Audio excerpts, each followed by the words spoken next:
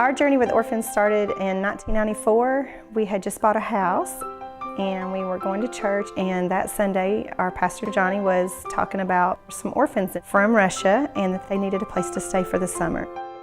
I looked over at my husband Kevin. He was like, "We're going to do it, aren't we?" And I was like, "Yes." And so we took two little girls in. They were 11 years old and spent the summer just loving on them, letting them see what it's like to be with a family. Through that, I ended up going to Russia on a mission trip, and we continued to host, continued to go to Russia and different places, and we hosted for the next 18 years.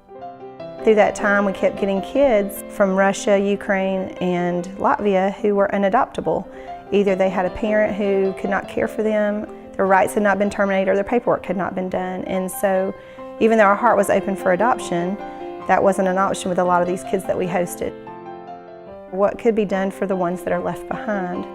You know, how could somebody get the Bible to these kids? How could we help the ones that age out? In the spring of 2010, during my devotional time, God had really laid it on my heart that this was going to be a ministry. At the time I was teaching and didn't know what that meant, and so that summer I was asked by a hosting program to go to Ukraine and Russia and interview the kids. And so I went, and we were there for 17 days traveling to orphanages. One of the days that we were there, we were early. There were all these kids coming out of the gate. We noticed one of the boys who had been hosted before, and we were asking what's going on, and he said, "You know, it's our day to leave." And these were little 9th grade kids, 15 years old, and they were out. There was nobody there with them. We were just stunned. I mean, we knew it happened. To see it with your own eyes is completely different. I feel like God wanted me there at that moment. He wanted me to see it. He was preparing me all these years for seeing it with my own eyes, and it definitely was a turning point for me, just this moment where I knew I had to do something.